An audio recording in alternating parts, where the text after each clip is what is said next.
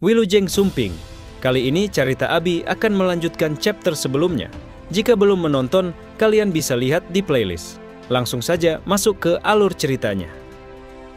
Melanjutkan chapter sebelumnya, di mana Kang Hyok pingsan disentil oleh Seong Woo. Scene diawali dengan kondisi yang terjadi di bumi saat ini, khususnya Korea. Dengan kemunculan gate yang tiba-tiba, muncullah lapangan pekerjaan baru, yaitu membasmi para monster. Orang-orang yang melakukan pekerjaan ini biasa disebut sebagai hunter. Dari semua hunter yang ada, terdapat 100 hunter terkuat. Mereka dikenal dengan sebutan First Order. Kembali ke restoran milik Seong Woo saat ini, terlihat lampu-lampu masih menyala dengan rintik hujan sebagai penghiasnya. Aku sungguh minta maaf. Terdengar suara Kang Hyok yang bergetar. Terlihat jika dia sampai bersujud di depan Seong Woo. Orang terkuat tapi koloyo heleh. Melihat kelakuan Kang Hyok, Seong Woo langsung menyindirnya. Kau bersujud karena kau merasa aku lebih kuat darimu, kan? Ucapnya tanpa peduli dengan Kang Hyok di depannya. Apa kelakuanmu juga sama kau lakukan di tempat lain? Lanjut Seong Woo dengan sedikit marah. Hehe, iya, jawab Kang Hyok sambil memelas karena takut. Ganggu orang mau nonton film aja, pikir Seong Woo sambil meneguk secangkir kopi. Ah, kurasa Blu-ray dari film itu sudah muncul saat ini, kan? Pikirnya yang malah memikirkan film daripada Kang Hyok yang ada di depannya. Kang Hyok sendiri sekarang masih berpikir tentang apa yang telah terjadi. Tidak salah lagi, dia bukan orang sembarangan, pikirnya dengan raut wajah yang serius. Kalau sampai aku mengacau, maka akan tamat riwayatku, lanjutnya sambil memandang Seong Woo yang terlihat sangat kejam. Setelah menghabiskan kopinya, Seong Woo langsung melanjutkan. Baiklah, kalau begitu mulai sekarang aku akan membuatmu menjadi pria sejati, ucap Seong Woo. Terlihat jika Seong Woo akan menggunakan cara-cara yang di luar Nurul, pastinya he-he. Maaf, ucap Kang Hyok yang merasa aneh karena tidak tahu apa maksud ucapan Seong Woo tadi. Kau itu First Order, kan? Bukankah kau seharusnya lebih kuat untuk melindungi bumi? Tanya Seong Woo yang terlihat mengancam. Itu? Kang Hyok pun jadi bingung mendapatkan pertanyaan seperti itu. Kemudian di sini dimulailah sesi ceramah panjang sari A sampai Z. Pendidikan itu penting, karena pendidikan akan mengajarkan seseorang untuk menjadi orang hebat, untuk memenuhi harapan banyak orang. Maka dari itu, aku akan mengajarimu. Heleh, alibi, bilang aja mau balas dendam, hehe. Meskipun udah dikasih ceramah bla bla bla, Kang Hyok malah tidak yakin. Kalau aku nggak mau gimana? Tanyanya. Seketika suasana di ruangan itu langsung menakutkan. Seong Woo langsung jadi mode dewa iblisnya. Baik, mohon bantuannya Master, ucap Kang Hyok spontan. Yakin konyol banget kelakuan nih orang satu. Baiklah kalau begitu, jawab Seong Woo. Ceramah pun dimulai kembali. Aku akan mengajarimu tentang kebajikan dan rasa kemanusiaan terlebih dahulu. Pertama-tama, kebajikan mengacu pada hati yang tulus mencintai orang lain, merasa peduli pada orang lain, dan merasa kasihan ketika orang lain mendapatkan kesulitan. Mendengarkan semua itu, telinga Kang Hyok sampai berdarah-darah. Asli kocak sini cerita. Kang Hyok merasa sangat frustasi dengan apa yang dilakukan Seong Woo. Situasi sialan ini, bacotnya tak ada habisnya, umpatnya dalam pikiran. Saking lamanya dia ceramah, kalau ditulis itu mungkin bisa setara kamus bahasa Inggris cuk. Lanjut Kang Hyok yang sudah menangis. Tahan sebentar Master, apa pekerjaanmu sebelumnya? Tanya Kang Hyok menyela ceramah Seong Woo. Aku mantan guru SMP sih, jawabnya sambil menunjuk dirinya sendiri. Pasti guru moral, kan? Balas Kang Hyok. Yap, tebakanmu benar, jawab Seong Woo lagi. Waktu pun berlalu dengan cepat. Seong Woo pun menepukkan tangannya, menandai berakhirnya sesi ceramah yang sangat panjang. Baiklah, sekarang mari kita membahas hal penting tentang makanan, ucap Seongwoo dengan sumringah. Mendengar ucapan Seongwoo, Kang Hyok langsung marah. Itu yang kau sebut makanan, ucapnya sambil menunjuk ke arah steak Keleos yang ada di meja. Jelas-jelas ini senjata kimia, ya kan? Ngaku? Lanjut Kang Hyok. Mendengar umpatan Kang Hyok tentang makanannya, Seongwoo langsung berubah menjadi mode badasnya. Beraninya kau berkata seperti itu. Sepertinya kau perlu mendapatkan tambahan pelajaran moral dan sopan santun, ucapnya dengan mengancam. Ah iya, aku udah paham. Itu cukup, balas Kang Hyok dengan ketakutan. Jadi kesimpulannya, jangan buang-buang makanan, ucap Seongwoo. Mendengar kata-kata yang seperti malaikat maut itu, Kang Hyok langsung terdiam. Krik, krik. Jadi maksudmu, aku harus menghabiskan semua ini? Tanya Kang Hyok. Yap, benar sekali, balas Seongwoo. Bye-bye Kang Hyok. Aku nggak mau, aku nggak sanggup makan ini lagi, rengek Kang Hyok sambil nangis. Untuk menenangkan Kang Hyok, Seongwoo pun membujuknya. Jangan khawatir, kau akan jadi lebih kuat setelah memakannya, rayu Seongwoo. Meski sudah dibujuk, Kang Hyok masih tetap pada pendiriannya. Aku nggak mau, ini bahkan bukan makanan, ucapnya sambil akan membanting makanannya. Kau seharusnya tidak bilang begitu di depan orang yang buat, ucap Seongwoo dengan tingkah konyol. Nggak, pokoknya aku nggak mau, pinta Kang Hyok yang masih merengek sambil menangis. Asli udah kayak bocah nih orang. Kalau begitu, aku akan sedikit memaksamu, ucap Seongwoo dengan muka menakutkan. Dan terjadilah peristiwa menakutkan yang tidak akan pernah dilupakan oleh Kang Hyok seumur hidupnya. Ah, ibu, pikir Kang Hyok yang terlihat setengah sadar. Seperti sebelumnya, Kang Hyok langsung tepar lagi setelah menelan steak Keleos. Seongwoo hanya berdiri memandangi Kang Hyok yang kembali pingsan. Di sini, terlihat Seongwoo akan memindahkan Kang Hyok. Kalau dia bangun nanti, pasti dia bakalan muntahin itu kan, gumamnya. Sambil menyeret Kang Hyok, Seongwoo masih bergumam, aku nggak boleh membiarkan hal itu terjadi, akan kupastikan kau mencerna daging itu. Aku nggak mau melihat bumiku hancur, lanjutnya sambil menuju pintu, bertuliskan ruang bawah tanah. Itulah kenapa, kalian harus menjadi lebih kuat, ucapnya dengan wajah terlihat mirip psikopat. Shin pun berpindah ke markas besar Isaac.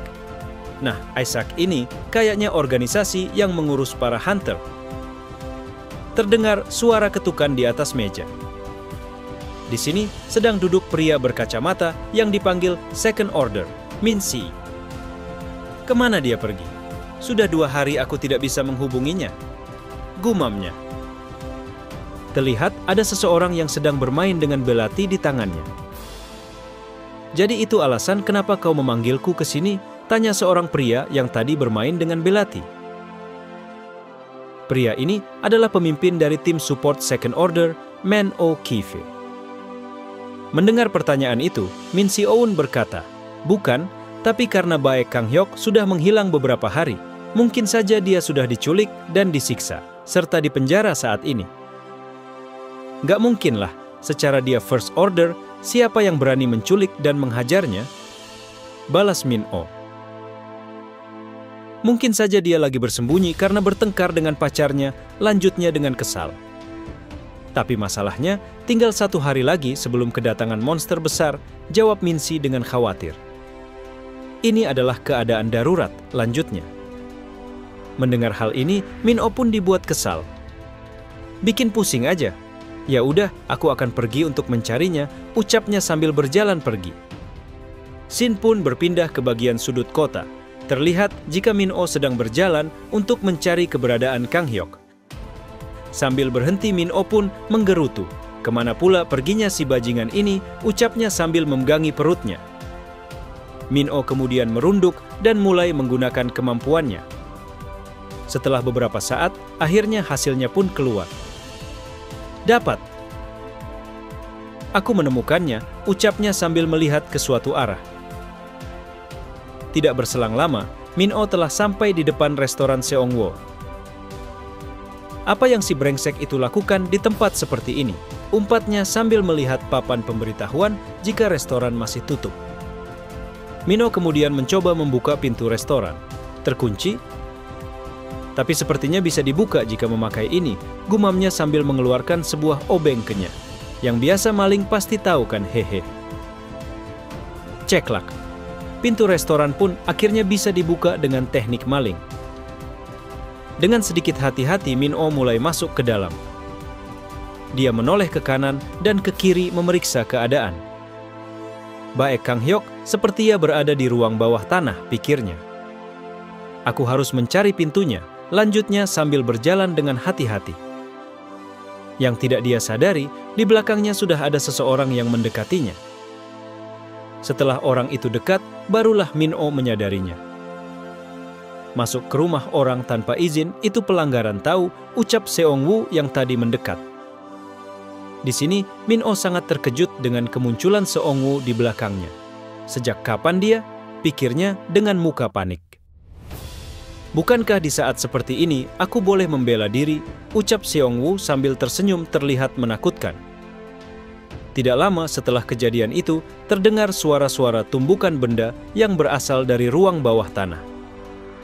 Kita diperlihatkan Kang Hyok sedang menambang batu di bagian sudut ruangan. Hah, ini sangat menyebalkan, ucap Kang Hyok sambil menyandarkan kepalanya pada gagang alat penggali. Namanya lupa, coba yang tahu bisa tulis di komen hehe. Kang Hyok menoleh karena mendengar suara dari arah luar. Oh, terlihat jika Kang Hyok terkejut saat mengetahui siapa yang datang. Mantap, Min. Aku tahu jika kau akan datang menyelamatkanku, ucap Kang Hyok dengan semangat mengetahui jika yang datang Min-oh. Jadi, apakah kita bisa pergi sekarang? Tanya Kang Hyok merasa jika malaikat penyelamatnya telah datang. Tapi apa mau dikata, bukannya membalas pertanyaan Kang Hyok, Min-oh malah berjalan melewatinya. Kemudian dia mengambil alat penggali batu yang tadi dipakai Kang Hyok. Melihat ini, Kang Hyok heran. Gumamnya sambil melihat apa yang dilakukan Min-oh. Aku bantu ya cuy, ucap Min-oh dengan wajah seriusnya. Hahaha, asli Mimin ngakak so hard baca manhwa satu ini. Halah, Kang Hyok pun langsung patah semangat melihat kejadian ini. Chapter kali ini sudah selesai. Yang mau ngopi, silahkan ambil dulu kopinya. Yang mau makan, ambil sendiri, hehe. Oke, lanjut. Chapter kali ini diawali dengan dua orang yang sedang melakukan penambangan. Kelentang, suara alat tambang yang mengantam lantai batu. Apa-apaan ini, ucap Min-oh sambil duduk kecapean.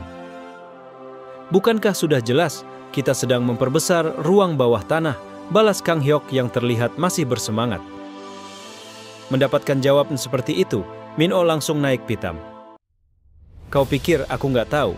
Lagian, bagaimana bisa kau berurusan dengan monster seperti itu? Teriaknya sambil marah-marah.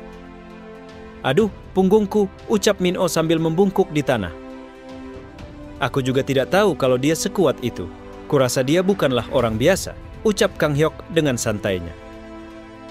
Menurutmu sekuat apa dia jika dibandingkan dengan peringkat atas? Tanya Kang Hyok sambil duduk beristirahat. Bukankah kau pernah bertemu Harken? Lanjutnya. Mendengar pertanyaan Kang Hyok, Min-oh terlihat sangat serius. Ya, aku pernah. First Order peringkat ke-6, Returner Warrior, Harken, balasnya. Tapi entahlah, kurasa dia mungkin setara setidaknya dengan level 85, ucap Min-oh yang masih memegang punggungnya yang sakit. Wah, itu luar biasa. Kau mau lanjut kerja lagi, bro? Gak mau rehat lebih lama dulu? Tanya Kang Hyok. Daripada istirahat, aku malah ingin memecahkan kepalamu karena sudah membuat monster itu kesal, teriak Min-oh sambil mengangkat alat galinya. Tapi alat gali itu berhenti sebelum mengenai dahi Kang Hyok. Aduh, rintih Min-oh. Sambil mengambil alat gali dari Min-oh, Kang Hyok berkata, makanya olahraga, biar tubuhmu tidak lemah kayak gitu. Bacot, balas Min-oh yang terlihat kayak puh sepuh, hehe. Tapi yang lebih penting, bos monster akan muncul besok. Kita tidak bisa terus berdiam di sini, ucap Kang Hyok sambil memikirkan masalah itu. Jelas itu masalah besar, karena kita adalah orang yang bertanggung jawab atas sekro A, balas Min-oh. Di tengah keseriusan obrolan mereka berdua, tiba-tiba suara perut keroncongan berbunyi. Ah, ucap Kang Hyok, jangan menatapku seperti itulah. Mau gimana lagi, aku kelaparan karena udah kerja keras tahu. Hahaha, ucap Kang Hyok dengan malu-malu. Itu tidak akan terjadi kalau kau tidak berbuat onar. Bagaimanapun juga, mari kita minta maaf kepada orang itu, lalu pergi, ucap Min-oh dengan muka lemas. Kau pikir dia akan membiarkan kita pergi begitu saja? Tanya Kang Hyok. Kalau kita menjelaskan situasinya, dia mungkin akan mengerti, balas Min-oh sambil membersihkan pakainya sambil pergi menemui Seong-woo. Tapi, aku sedikit penasaran, bagaimana sihir orang itu begitu murni? Lanjutnya. Prosesnya langsung skip. Kalian boleh pergi, ucap Seong-woo ketika mendengar penjelasan dari Min-oh. Apa? Teriak Kang Hyok yang terkejut jika itu benar-benar berhasil. Terima kasih banyak atas kebaikan Anda, ucap Min-oh sambil memberi hormat ke Seong-woo. Min-oh kifkan? Gak perlu bicara formal karena itu menyebalkan, ucap Seong-woo sambil mengambil celemeknya. Ah, baik. Tapi, gimana bisa kau tahu namaku? Tanya Min-oh yang penasaran. Sambil memperlihatkan handphonenya, Seong-woo berkata, di Google kan ada. Mendengar jawaban itu, Kang Hyok dan Min-oh langsung terdiam. Tapi sebelum itu, kalian berdua tunggulah sebentar, ucap Seong-woo sambil memakai celemek masaknya. Rasanya kurang sopan kalau membiarkan tamu pulang dengan keadaan lapar, ucapnya dengan ramah. Jadi, aku akan membuatkan sesuatu untuk kalian, lanjutnya. Mengetahui hal ini, Kang Hyok langsung protes dengan menggebrak meja. Gak mau, gak enak, ucapnya dengan ekspresi lucunya. Menghadapi tingkah Kang Hyok, Seong-woo hanya santai saja. Iya, aku tahu. Emangnya kau mau dibuatin makanan yang enak kayak gimana? Jawab Seong-woo. Mendapatkan jawaban seperti itu, Kang Hyok langsung menggerutu dalam pikirannya. Idiot mana yang akan percaya kalau itu bakalan enak? Pokoknya, aku hanya ingin makan makanan yang enak titik, lanjutnya. Ya udah, kalau gitu akan kubuatkan kalian salmon panggang. Masih ada sisa salmon kemarin yang kubeli untuk kujadikan makanan pendamping sambil minum jus apel, jawab Seong-woo. Terlihat jika Kang Hyok sangat bersemangat ketika mendengar kata-kata Seong-woo. Tidak tahu dia apa yang akan terjadi setelah memakannya, hehe. Boleh milih, ucap Min-oh yang sudah duduk di samping Kang Hyok. Kalau gitu aku? Di sini, Min-oh tidak melanjutkan kata-katanya karena terpikirkan sesuatu. Tunggu dulu. Dia memperbolehkan kami untuk memilih jenis makanannya. Kedengarannya sangat aneh. Mungkinkah ini trik? Pikir Min-oh. Akhirnya, Min-oh pun meminta sesuatu yang di luar Nurul. Kalau begitu, tolong buatkan aku makanan yang tidak enak, ucapnya. Mendengar ini, Kang Hyok langsung terkejut. Hah? Mendapatkan permintaan seperti itu, Seong-woo merasa senang. Kau suka tantangan rupanya? Baiklah, jawab Seong-woo. Mimin juga penasaran, apakah akan jadi enak jika pesanannya minta tidak enak? Kemudian, Seong-woo mulai mengambil bahan masakan dari kulkasnya. Dia mulai membuka daging salmon dan mulai mengiris daging ikan tersebut. Seong-woo mulai mengolah bahan-bahan masakannya. Melihat proses memasak Seong-woo, Min-oh merasa kagum. Luar biasa, pikirnya sambil memperhatikan gerakan Seong-woo. Sementara Seong-woo asik memasak, kedua orang kocak ini pun ngobrol. Kau itu bodoh atau gimana? Kenapa kau malah minta makanan yang gak enak? Tanya Kang Hyok heran. Sebenarnya aku agak nyesel juga sih. Melihat punyamu kok kayaknya enak ya? Jawab Min-oh. Belum nyobain aja dia gimana rasanya, hehe. Tapi lihat deh, bukannya itu aneh? Tanya Kang Hyok. Aslinya kan salmon harus direndam dulu selama 5-10 menit untuk menghilangkan bau amisnya, ucapnya. Kau mungkin tidak melihatnya, tapi dia itu sedang menaburkan garam serta menuangkan anggur di atasnya sambil mengalirkan mana ke dalamnya, jawab Min-oh. Dia menghilangkan amisnya menggunakan sihir, lanjutnya. Sedangkan Seong-woo telah sampai pada proses mematangkan masakannya. Dia membungkus daging salmon dan mulai memasaknya, seperti di Fresto. Sip, sisanya tinggal nunggu matang saja, gumam Seong-woo dengan puas. Kemudian, Seong-woo berbalik melihat kedua orang yang sedang asik ngobrol.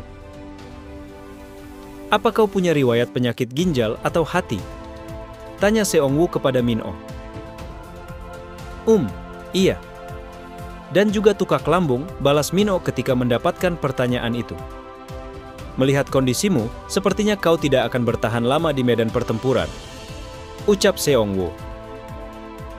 Mendengar kata-kata Seong-woo, Kang Hyok langsung menggoda Min-oh.